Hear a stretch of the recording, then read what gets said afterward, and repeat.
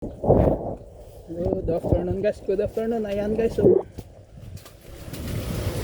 yan yung pinula ni Mrs. Yan, natuluan ng ulan. Puno na tong tangke natin, ng tubig ulan. Ayan. Kaya tinignan natin ng tubig kung nalabas din. Pero ang kamatis natin, ayan. Ayan ang kamatis guys. Diyan pa yung okra na itatanim natin doon sa gilid. Ayan yung mga sibuyas. Ayan o, sibuyas yan. Tinatanim nyo sa gilid-gilid. At saka yan o, may gulay tayo dyan na lettuce. Isang buwan lang yan guys, pwede nang tanggalin. Habang wala pang kamatis na ano, kasi nag-start pa lang mambulaklak. Kaso hindi pa na-clip kasi nga yan, panay ang ulan. Tubig lahat. Yung tubig niyan, tubig doon sa dulo, dito sa amin. Then, ayan dami pang lilinisin. So yan, dito naman ako para makita ko kung ano yung matutulong ko rito kay Mrs. dito. Ayan, kasi hindi pa naman tayo makapagtanim doon sa garden 2. Siyempre, unahin muna natin dito. Yung sa garden 3 naman, harvest lang din, konting linis-linis lang doon. Ayan guys, marami ng damo dyan na lumaki dyan. Dito na siya banda. Ayan mayroon siyang tinatanim sa gilid-gilid.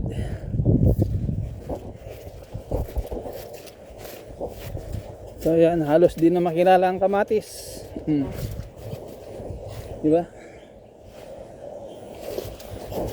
Ayan dami niyang lilinisin. Tutulungan ko yan maglinis ng panayang ulan. So ito guys, ang gagawin natin dito, baka gagapasin na lang.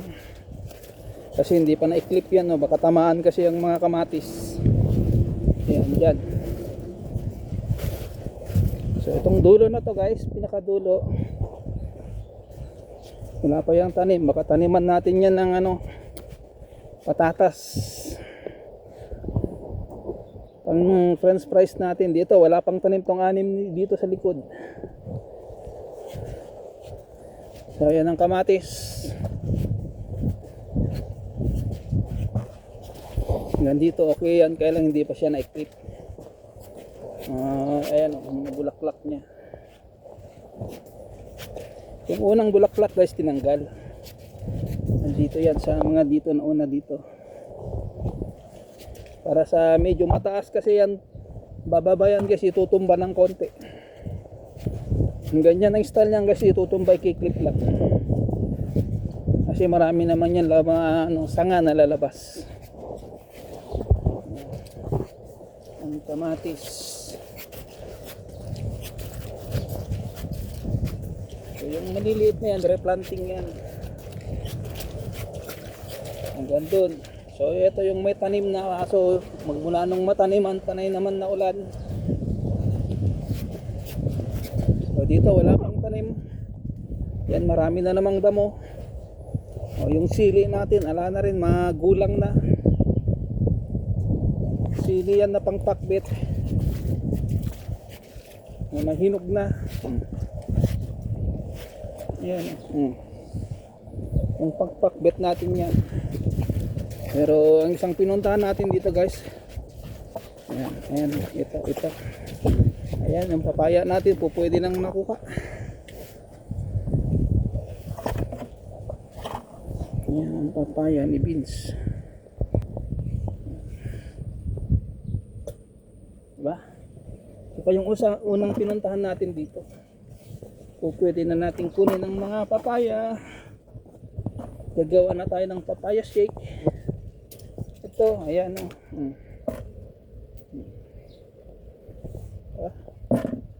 diba? So itong gilid na to guys, yung walang tanim, diba? Dati may gulay, tataniman ulit natin yan ng gulay. Then yung strawberry, ito. Ayan, may mga namatay dahil nga nung walang tubig. May spider. Nandito guys yung iba. Ayan.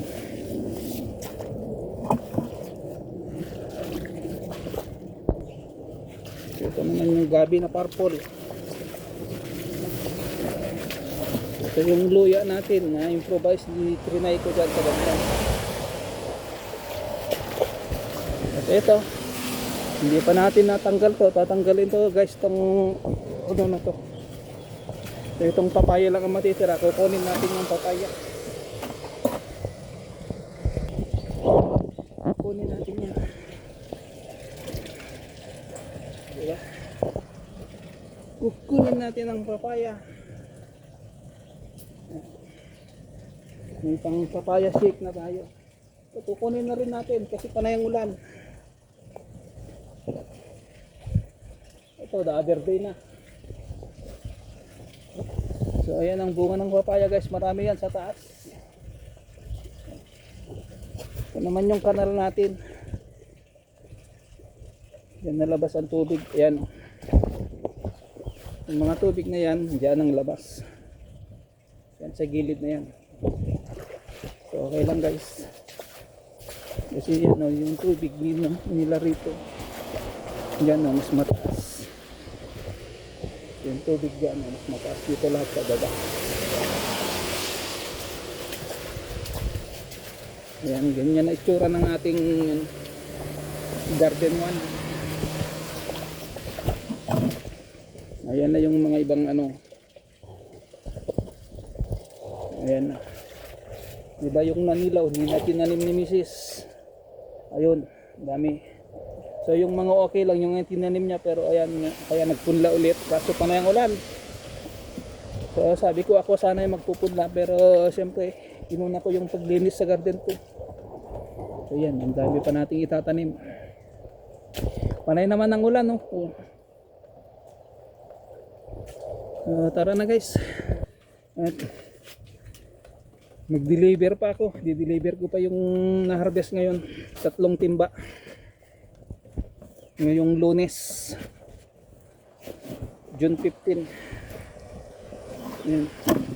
Itong papaya. Yung papaya natin. Ayan.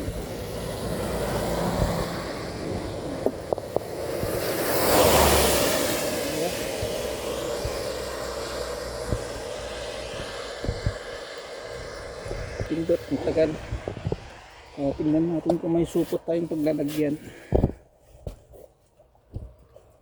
Ang papaya, kasi malaki yung timba. Itong maliit na lang siguro kukunin natin timba. Tapos ito. Kasi na yung ano natin dito. Yan, no, may tae pa ng manok dyan, sobra natin. Ito na lang ang ilagay natin. Ilipat natin dito sa maliit. Diba? May papaya shake tayo. Dapat kahapon niya na harvest. Tara.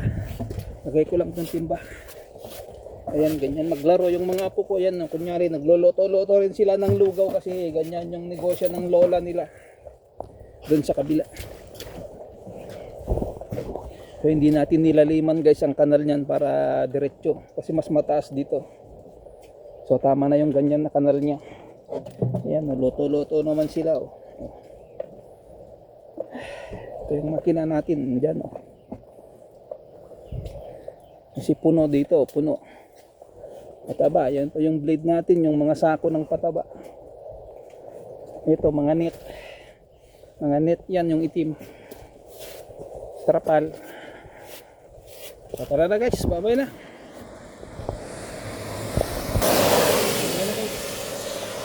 At uwi na ako at mag-deliver. Deliver ng ating harvest na beans. 3 timba yun, mga 30 kilos siguro yun. 2 timba ako, 1 timba si Mrs. Kanina.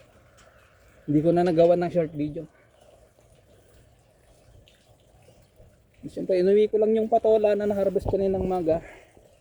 Kakarton niya naman mamaya dahil magdi-deliver naman ako.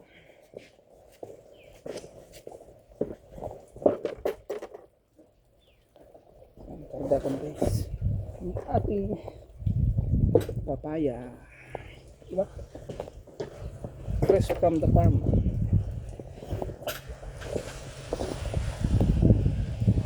Yan, kahit saan maulan.